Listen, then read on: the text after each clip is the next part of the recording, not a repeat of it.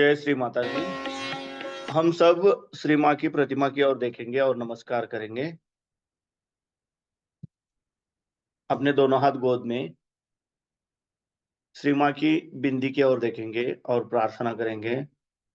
परम पूज्य श्री माता जी, आप ही साक्षात श्री आदिशक्ति हो।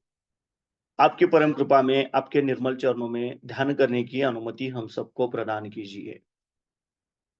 अब हम धीरे से आंखें बंद करेंगे और अपना राइट हैंड जमीन पर रखेंगे। अपना चित्त हमारे लेफ्ट हैंड के सेंटर से सहस्त्रार द्वारा राइट हैंड की ओर 7 बार लेके जाएंगे।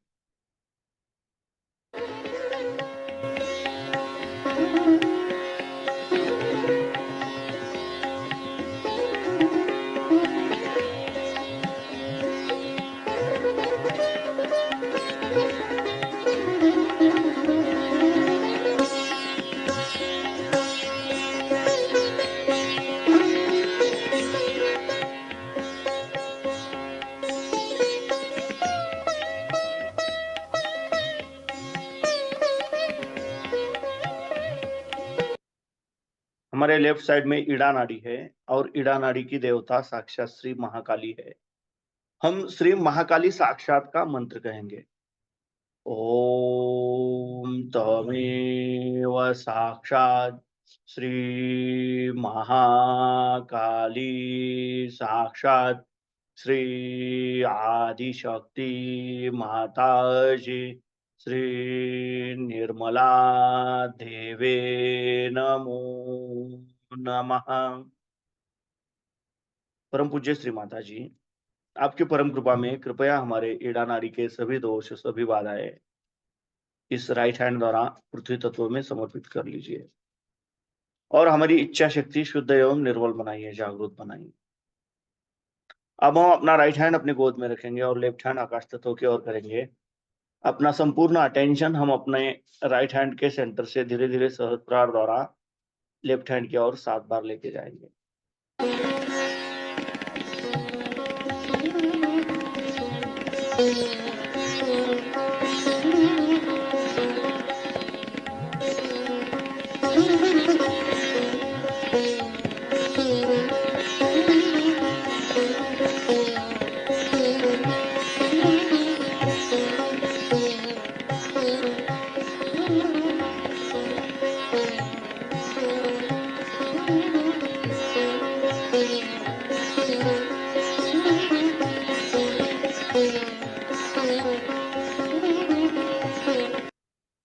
हमारे राइट साइड में पिंगला नाड़ी है और पिंगला नाड़ी की देवता है साक्षात श्री हनुमान जी।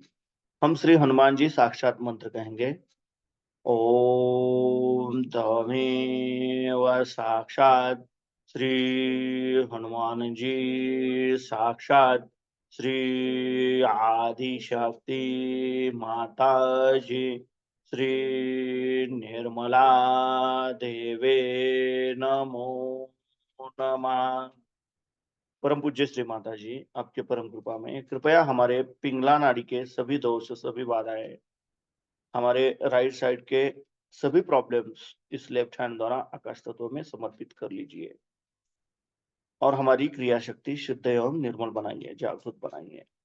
अब हम अपने दोनों हाथ अपने गोद में रखेंगे। अपना पूरा अटेंशन हम अपने मध्य मूलाधार चक्र पर क्लॉकवाइज 7 बार रोकेंगे।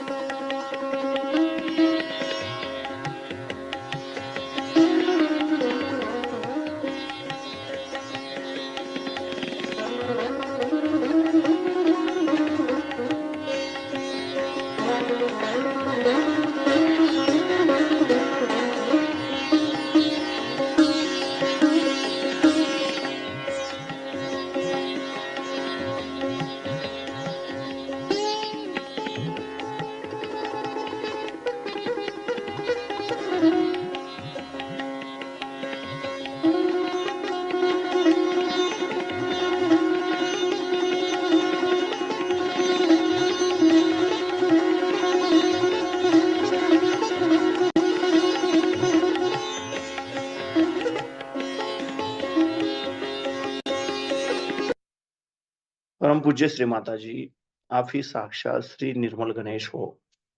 आपकी परम कृपा में कृपया हमारे अंदर श्री गणेश तत्व को जागृत कीजिए। हमें श्री गणेश जी के जैसा अवधूत एवं पवित्र बनाइए। हम श्री गणेश साक्षात मंत्र कहेंगे। ओम तमेव साक्षात श्री गणेश साक्षात श्री आदिशक्ति माता जी श्री निर्मला देवे नमो नमः। अब हम अपना राइट हैंड अपने स्टमक पे रखेंगे, लेफ्ट साइड पे बिलो द एब्डोमेन। यहाँ पे हम श्री निर्मल विद्या साक्षात मंत्र कहेंगे।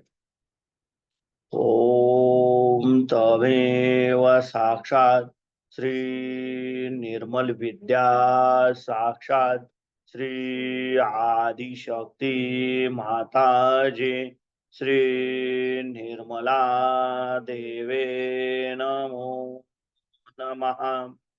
परम पूज्य श्री माता जी, आपकी परम कृपा में कृपया हमें शुद्ध एवं निर्मल विद्या प्रदान कीजिए। परम पूज्य श्री माता जी, आपकी परम कृपा में कृपया हमें शुद्ध और निर्मल विद्या प्रदान कीजिए। अब हम अपना राइट हैंड अपने हृदय पे रखेंगे, लेफ्ट साइड पे। यहाँ पे हमें श्री शिव पार्वती साक्षात मंत्र का ओम तमेव साक्षात श्री शिव पार्वती साक्षात श्री आदिशक्ति माता जी श्री निर्मला देवे नमो नमः। परम पूज्य श्री माता जी, आपकी परम कृपा में मैं केवल एक शुद्ध आत्मा हूँ। मैं मन नहीं, बुद्धि नहीं, शरीर नहीं, अहंकार नहीं। मैं केवल एक शुद्ध आत्मा हूँ। मैं केवल एक शुद्ध आत्मा हूँ। मैं केवल एक शुद्ध आत्मा हूँ। अब हम अपना राइट हैंड अपने फोरहेड पर रखेंगे, अपने आज्ञा चक्र पे। परम पूज्य श्री माता जी, आपकी परम कृपा में हमने सबको क्षमा कर दिया है। हमारे मन में किसी के भी प्रति द्वेष भावना नहीं। हमने सबको क्षमा कर दिया है और खुद को भी क्षमा कर दिया है। कृपया हमें सदैव क्षमाशील बनाए रखिए। यहाँ पे हम श्री जीसस मेरी माता साक्षात मंत्र हैं। ओम तमेव साक्षात श्री जीसस मेरी माता साक्षात श्री आदिशक्ति माता जी श्री निर्मला देवे नमो नमः।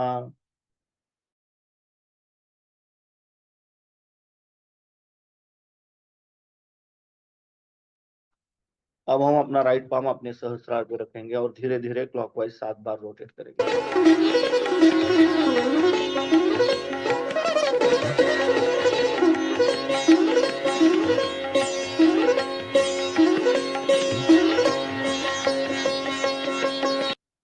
परम पूज्य श्री माता जी, आप ही साक्षात श्री आदिशक्ति हो। आपकी परम कृपा में कृपया हमें निर्विचारिता प्रदान कीजिए। कृपया हमें हमारा आत्म साक्षात्कार दीजिए।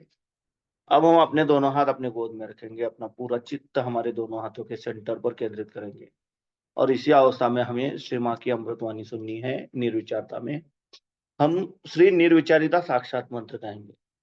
ओम तमेव साक्षात श्री निर्विचारिता साक्षात श्री आदिशक्ति माता जी श्री निर्मला देवे नमो नमः।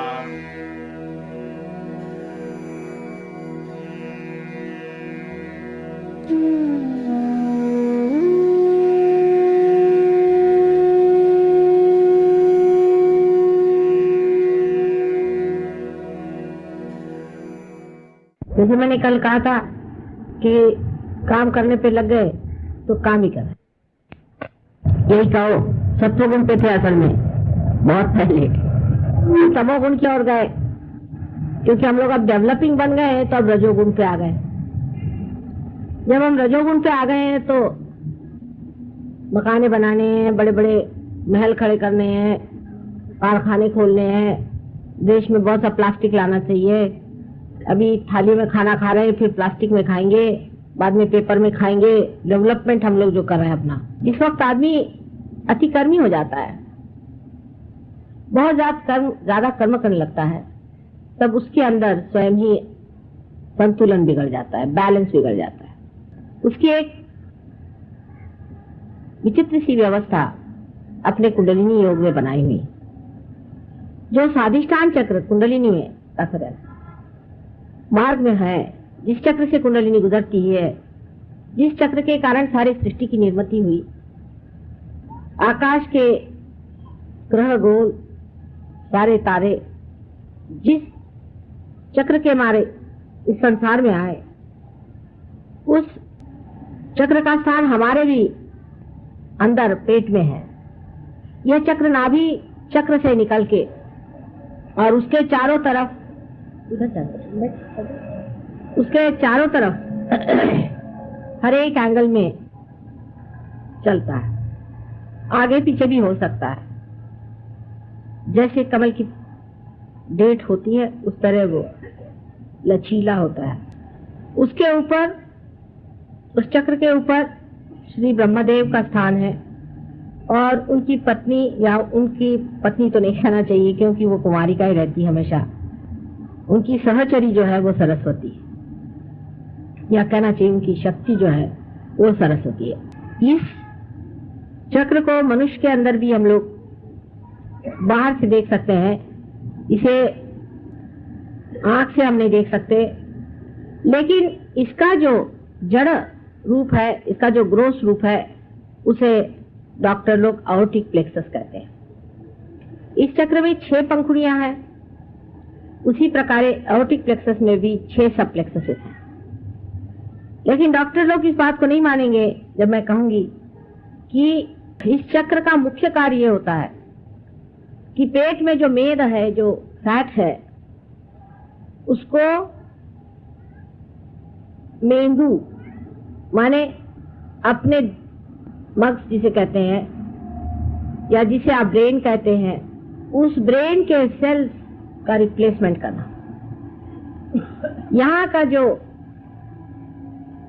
मेद है, जो फैट है, उसको इवॉल्व करके, उसकी उत्क्रांति करके उसको इस योग्य कराना कि वो अपने ब्रेन का सेल बन जाए। जब हम बहुत विचार करते हैं, जब हम बहुत प्लानिंग करते हैं, जब हम बहुत सोचते हैं, जब हम रजोगुण को इस्तेमाल करते हैं, तब ये कार्य बहुत वेग से होता है, उसमें गति आ जाती है। हर समय हम लोग सोचते ही रहते हैं, फिर हमारा सोचना भी नहीं बंद हो सकता। पूरी समय हम विचारों के चक्कर में उलझ जाते हैं, एक मिनट भी हम अपने विचार को रोक नहीं पाते। हजारों तरह के विचार हम एक के ऊपर एक लाते जाते हैं और प्लानिंग में लगे रहते हैं। ये कार्य अविरत होते रहता है, लेकिन जब इसकी गति बहुत ज्यादा, जरूरत से ज्यादा बढ़ जाती है, तब इस चक्र के जो दूसरे कार्य हैं, जिसे कि हम कह सकते हैं कि हमारा लिवर, हमारा स्प्लीन, हमारा पैनक्रियाज, हमारी किडनी, हमारा यूट्रस, इन सब चीजों को ये चक्र देखता है, तो उसमें कमी आ जाती है और कभी कभी रुकावट सी आ जाती है, क्योंकि एक ही कार्य में फिर संलग्न हो जाता है। इसीलिए जो लोग दिमागी खर्च बहुत करते हैं, दिमाग का काम ज्यादा करते हैं, उन्हीं को डायबिटीज की बीमारी आती है, उन्हीं को हार्ट अटैक आता है, क्योंकि राइट साइड बहुत चलाने से लेफ्ट हैंड जो है वो उसको, लेफ्ट साइड जो है उसको बैलेंस देने की कोशिश करती है। बहुत आदमी जब काम करता है तो आश्चर्य की बात है कि अगर आप शारीरिक श्रम कर रहे हैं, फिजिकल लेबर कर रहे हैं, तो आपका हार्ट तो नहीं पकड़ना चाहिए, क्योंकि हार्ट तो इमोशनल चीज है, हार्ट तो इमोशन से चलता है। लेकिन बैलेंस के लिए हार्ट अटैक आ जाता है और आपका शरीर आपको इशारा देता है कि अब देखो बेटे, जरा काम धीरे करो, फिर बिस्तर पे लेट जाता है। इसी इम्बैलेंस के कारण हार्ट से इशारा आता है और इसी इम्बैलेंस के कारण डायबिटीज की बीमारी होती है, क्योंकि आपका जो पैनक्रियाज है उसका वर्किंग खत्म हो जाता है, किडनी का वर्किंग खत्म हो जाता है, इसकी वजह से किडनी ट्रबल्स हो जाते हैं। यूट्रस में इतनी परेशानी हो जाती है कि ऐसे औरतों को बच्चे नहीं हो सकते, बांझ हो जाते हैं। ये सारे इम्बैलेंस के कारण आता है और मेडिकल साइंस में इम्बैलेंस की कोई भी बातचीत नहीं। हम लोगों ने डायबिटीज बिल्कुल 1000 गुना ठीक किया है सहयोग ने। हालांकि हम ठीक नहीं करेंगे, इसकी वजह यह है कि आप सब डायबिटीज यहाँ इकट्ठा न करें, लेकिन जो सहयोगी पार हो जाते हैं उनका डायबिटीज ठीक हो जाता है, ऐसा ही समझे as a by product. Diabetes के कारण मनुष्य की आंखें कमजोर हो जाती हैं, आप जानते हैं, कभी कभी एकदम अंधा हो जाता है, वो देख भी नहीं पाता। डायबिटीज से अनेक रोग और हो सकते हैं क्योंकि अंदर से मनुष्य कमजोर होते जाता है।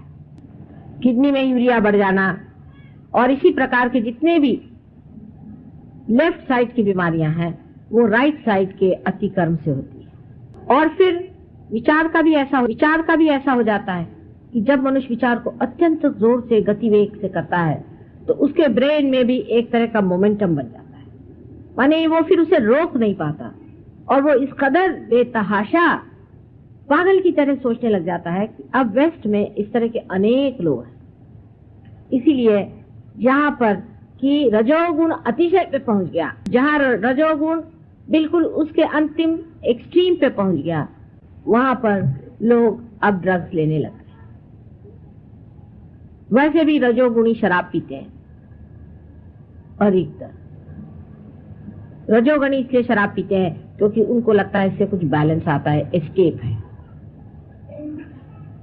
मस्तिष्क की जो अत्यंत क्रिया होती है उसे बचने के लिए, उसे एस्केप करने के लिए लोग शराब पीते हैं, पर इसका वो इलाज नहीं, फिर आप तमोगुण में आ गए।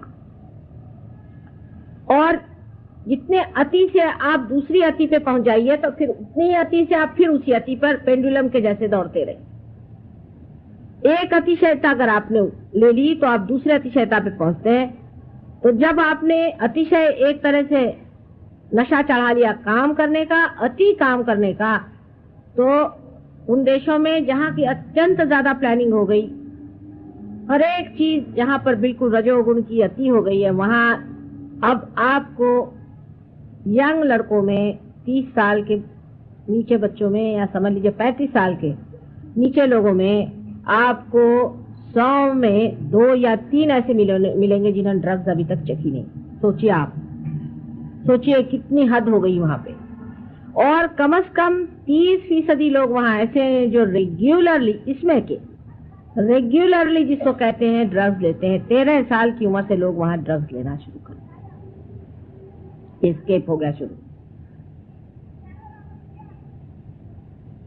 ये नेचुरल है, क्योंकि जब आप इस कदर परेशान हो जाएं अपने विचारों से कि आप जी नहीं सकते हैं, तो कहीं ना कहीं अपने से भागिएगा, आप अपने को देख भी नहीं पाएगा, आप अपने को फेस नहीं कर सकते। उसके साथ फिर और भी चीजें जुड़ती जाती हैं।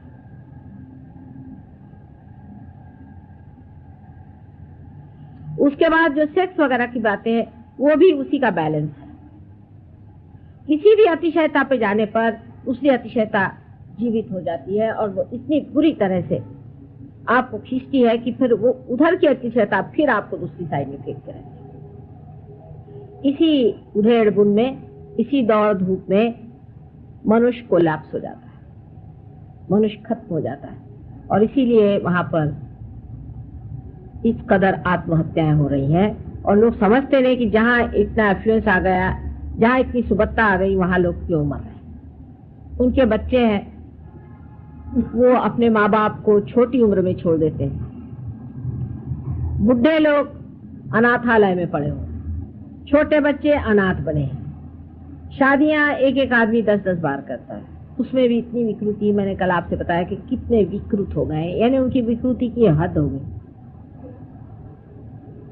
अब हम लोग रजोगुण पे उतर रहे, ठीक है,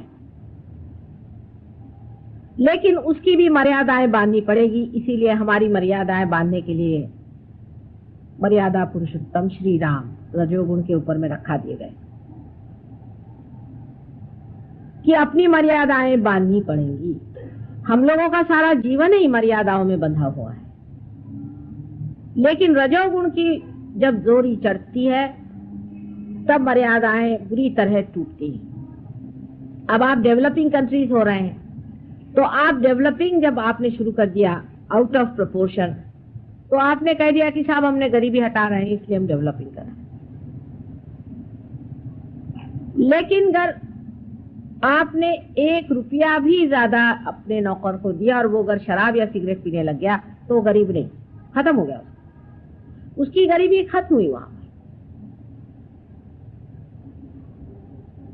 जब मनुष्य किसी भी व्यसन में पड़ता है तो सोच लेना चाहिए कि वो अब गरीब नहीं रहेगा।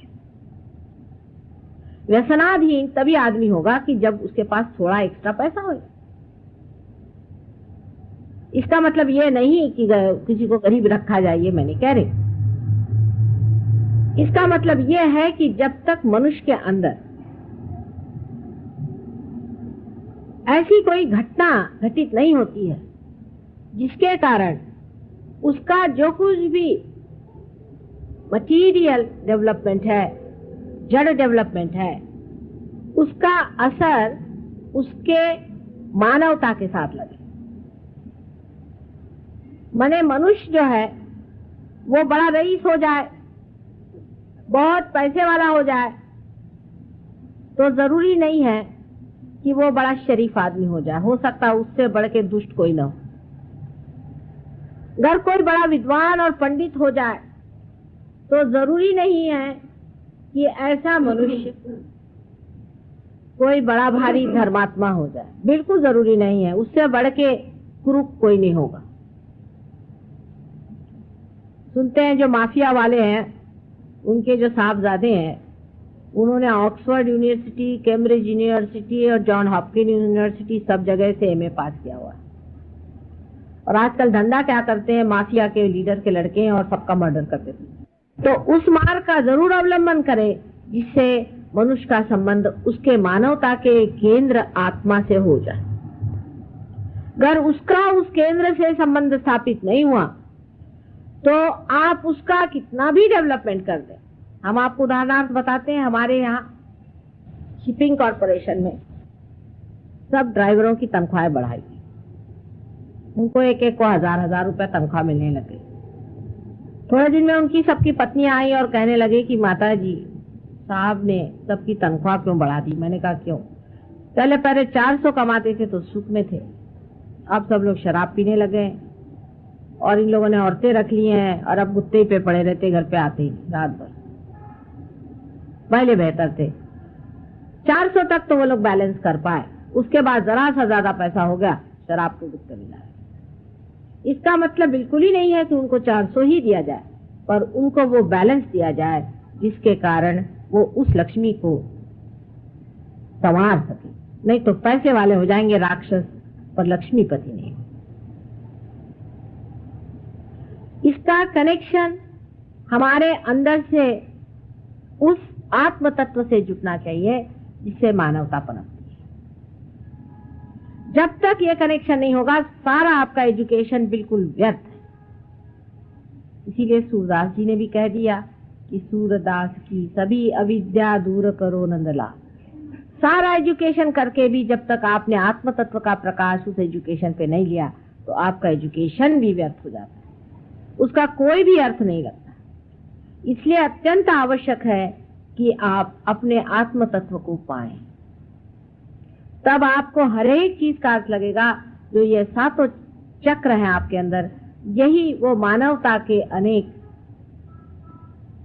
अंग हैं जिसको पुरोती हुई कुंडलिनी अंदर से जाती है, इसीलिए वो सबको समग्र करती, इंटीग्रेट करती।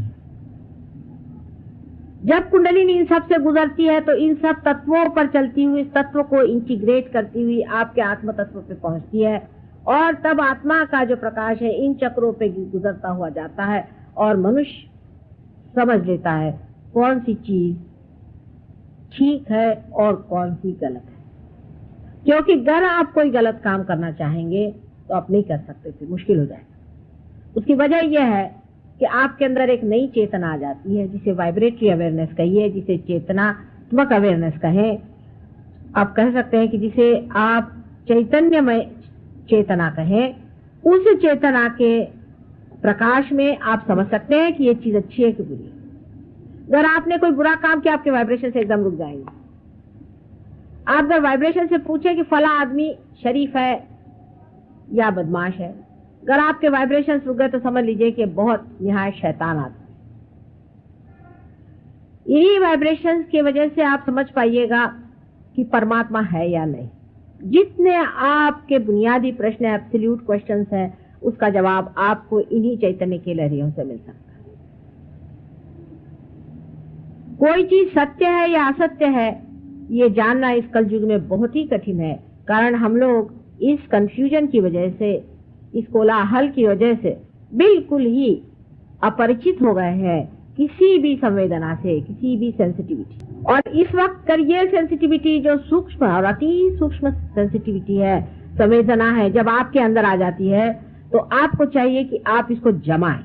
कोई अगर चाहे कि थोड़ा सा हम करके माता जी क्यों नहीं हमारे अंदर हो जाता, तो बात, हाँ, आपका कनेक्शन तो हम जोड़ देंगे, लेकिन अभी आपका ढीला ढाला कनेक्शन है, उसको ठीक से जमाना पड़ेगा, उसको सूक्ष्म साथ से जमाइए। अगर आपको अपने प्रति इज्जत हो, आप अगर इसको एक विशेष रूप से कोई चीज समझते हो, तो आप जरूर प्रयत्न करें। अगर आप अपने प्रति जागरूक नहीं हैं और आप अपने जीवन का कोई भी अर्थ नहीं समझते हैं और जीवन को आज तक आपने व्यर्थ ही किया और आगे भी आप व्यर्थ ही करना चाहते हैं, तब फिर सहयोग आपके लिए बिल्कुल व्यर्थ। आप आएंगे यहाँ पार हो जाएंगे, लेकिन इसी गहराई में आप नहीं उतर सकते। इसमें बैठना पड़ता है, इसकी बैठक होती है। अगर आप अपने जीवन का वास्तविक अर्थ इसमें बिठाना चाहते हैं, तो अपने सब सूत्रों पर आपको ठीक से व्यवस्थित रूप से पकड़ना चाहिए और उसमें निष्णात होना चाहिए, नहीं तो आपका आना जाना बेकार हो गया। जैसे कि किसी ने हाथ में सितार पकड़ ली और उसका झंकार कर दिया, तो क्या वो सितार में निष्णात तो नहीं है?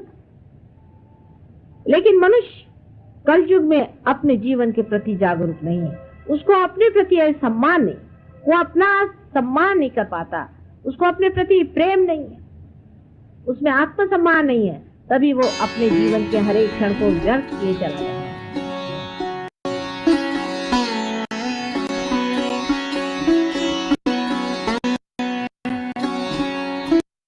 हम धीरे से आंखें खोलेंगे, श्री मां की प्रतिमा की ओर देखेंगे और नमस्कार करेंगे और हमें बंधन लेना है।